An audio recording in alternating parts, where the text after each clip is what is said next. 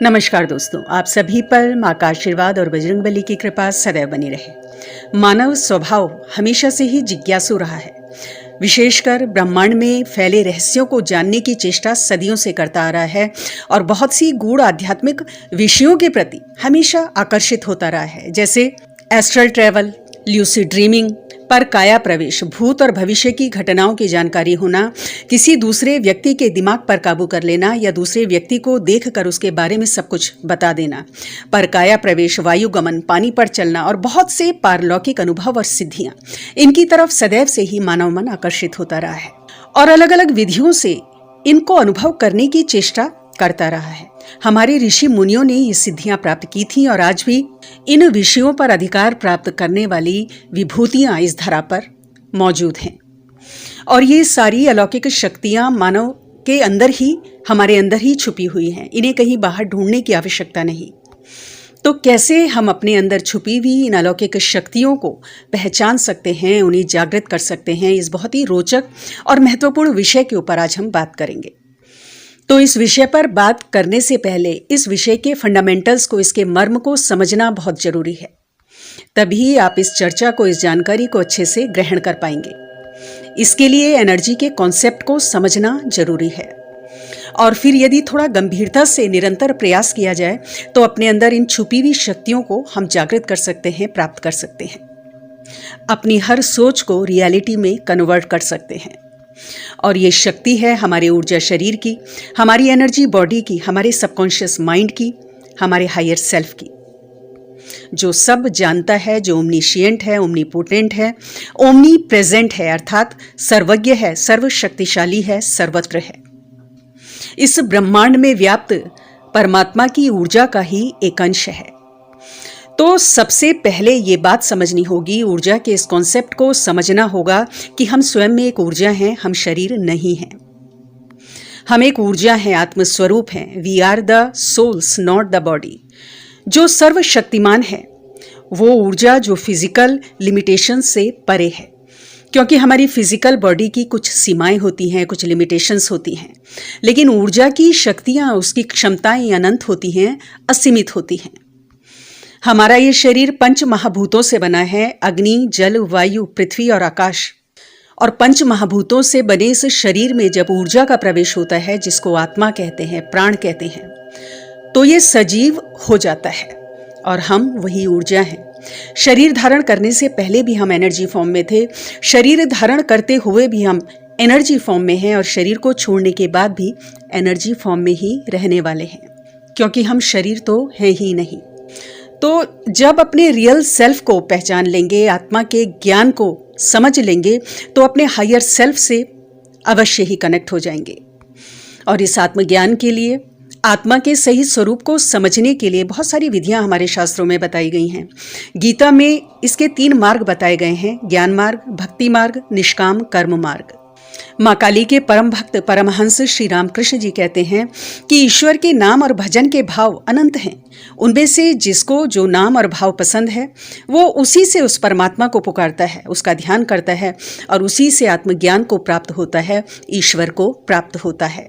तो इनमें से सभी मार्ग प्रभावी हैं, लेकिन इस कलयुग में भी भक्ति मार्ग सरलतम मार्ग है, बहुत श्रेष्ठ मार्ग है। निरंतर भक्ति मार्ग में चलकर गहरे ध्यान में या साधना में निरंतर अपने इष्ट के नाम का जप, सिमरन, पूजन, चिंतन करके हम अपनी एनर्जी को, अपनी वाइब्रेशंस को उस फ्रीक्वेंसी तक ले जाते हैं जहां हम अपने हायर सेल्फ से कनेक्ट हो जाते हैं। और ये वो समय होता है जब हम अपनी हर सोच को मैटेरियलाइज कर सकते हैं, रियल कर सकते हैं, बहुत सी दिव्य शक्तियों को प्राप्त कर सकते हैं, जैसे एस्ट्रल ट्रैवल है, थर्ड आई को सक्रिय करना है, वायुगमन है, जल पर चलना और बहुत सारी अन्य अलौकिक शक्तियों को प्राप्त कर सकते हैं। और इन सब के पीछे ठोस आधार है, उसके ऊपर भी अभी हम बात करेंगे। हमारे ऋषि मुनियों ने इन दिव्य शक्तियों को इसी ध्यान साधना के मार्ग से, अपने इष्ट के निरंतर सुमिरन से, मंत्र जप से प्राप्त किया। अभी इस समय हम अपनी सोच को रियलिटी में कन्वर्ट इसीलिए नहीं कर सकते क्योंकि अभी हम बहुत ही लोअर स्टेट में हैं। हमारी ऊर्जा की जो फ्रीक्वेंसी है वो उतनी हाई नहीं है कि हम अपने हायर सेल्फ से, उस परमात्मा से कनेक्ट हो सके। और दुर्भाग्यवश इस अमूल्य ज्ञान को जो कि वास्तविक ज्ञान है, आत्मा का ज्ञान, इसे बहुत आगे नहीं लाया गया है। और जो हमारा एजुकेशनल पैटर्न है वो भी मेटेरियलिस्टिक नॉलेज के ऊपर, भौतिक नॉलेज के ऊपर बेस्ड है। और जबकि मानव शरीर धारण करने का लक्ष्य ही इस बहुमूल्य ज्ञान को प्राप्त करना है। तो अब जानते हैं वैज्ञानिक तथ्यों के साथ कि किस प्रकार ध्यान और साधना में हमारी फ्रीक्वेंसी का, हमारी ऊर्जा का लेवल शिफ्ट हो जाता है। देखिए, हमारा जो ब्रेन है वो अलग अलग स्टेट पर अलग अलग फ्रीक्वेंसी से कनेक्टेड रहता है। जब हम गहरे ध्यान में होते हैं, गहरी साधनाओं में होते हैं, मंत्र जप करते हैं, तो हमारे ब्रेन से डेल्टा और थीटा वेव्स निकलती हैं। और ये वेव्स बहुत ही काम, शांत, परम शांति की अवस्था में निकलने वाली वेव्स हैं, जो हमें हमारे हायर सेल्फ से कनेक्ट करती हैं, परमात्मा से जोड़ती हैं। इसे इस तरह से समझिए कि जब हम डीप स्लीप की अवस्था में होते हैं, सुषुप्त की अवस्था में होते हैं, तो हमारे ब्रेन में डेल्टा वेव्स प्रोड्यूस होती हैं। जब हम नॉर्मल स्लीप में होते हैं, स्वप्न देख रहे होते हैं, तो हमारे ब्रेन से थीटा वेव्स प्रोड्यूस होती हैं। जबकि नॉर्मल स्टेट में, जागृति की अवस्था में, अल्फा वेव्स हमारा ब्रेन पैदा करता है।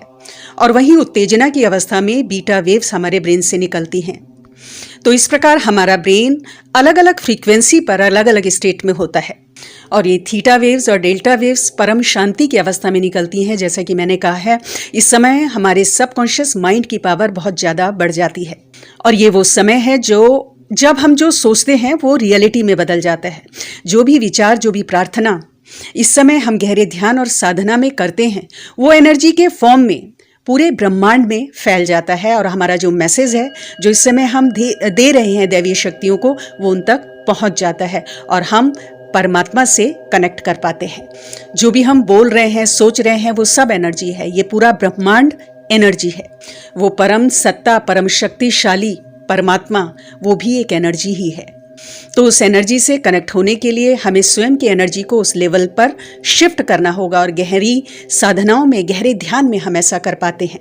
और इस समय हमारे सोचे हुए विचार, हमारी प्रार्थनाएं एनर्जी फॉर्म में इस पूरे ब्रह्मांड में फैल जाती हैं, दैवीय शक्तियों के पास पहुंचती हैं, कनेक्ट होती हैं। और निरंतर एक ही विचार को यदि हम रोज रिपीट करते हैं, एक ही प्रार्थना को यदि हम दोहराते हैं, तो वो मैटेरियलाइज हो जाता है। तो इसीलिए तो 21 दिन और 41 दिन का संकल्प लेके जो हम प्रार्थना करते हैं, साधनाएं करते हैं, किसी एक ही विशेष इच्छा को हम रोज रिपीट करते हैं, वो इसीलिए किया जाता है कि एक निश्चित फ्रीक्वेंसी पर जब हमारी ऊर्जा रोज स्थापित हो जाती है और कई कई दिन तक एक ही विचार को हम बार बार दोहराते हैं, तो वो वास्तविकता में बदल जाता है। तो निरंतर ध्यान साधनाओं से, भक्ति मार्ग से आप और हम सभी अपनी सोई हुई शक्तियों को जागृत कर सकते हैं। और बहुत सारे ऐसे कार्य जो असंभव लगते हैं, वो संभव हो जाते हैं। जैसे बॉडी छोड़कर निकल जाना, मैंने बताया एस्ट्रल ट्रैवल। यूनिवर्स में कहीं भी हम जा सकते हैं, अपने न्यूरॉन्स में बदलाव ला सकते हैं। जब बच्चे छोटे होते हैं तो उन्हें अपना पुनर्जन्म याद रहता है। वो इसीलिए रहता है कि छोटे बच्चे का जो ब्रेन है वो थीटा स्टेट में रहता है, तो इसीलिए उसे अपनी पिछली बातें कई बार याद रह जाती हैं। लेकिन जैसे जैसे शिशु ग्रो करता है तो बहुत सारे विषय विकार उसके अंदर आने लगते हैं। अहंकार आता है, क्रोध, उसके अंदर क्रोध का भाव आने लगता है। तो ये जो थीटा स्टेट है, ये शिफ्ट हो जाती है। और ये सब प्राप्त करने के लिए हमें आध्यात्मिक मार्ग को ही चुनना होगा, क्योंकि मेटेरियलिस्टिक नॉलेज हमें बहुत कुछ दे सकती है, लेकिन वो भौतिक है। भौतिक संसाधन हमें दे सकती है, सफलता हमें दे सकती है, सुख हमें दे सकती है, लेकिन आध्यात्मिक ज्ञान नहीं दे सकती, परमात्मा की प्राप्ति का रास्ता नहीं दिखा सकती। तो यही कहूंगी कि जिस भी मार्ग को आपने चुना है, ध्यान मार्ग को, साधना के मार्ग को, नाम जप को, उसी मार्ग पर निरंतर आगे बढ़ते जाएं।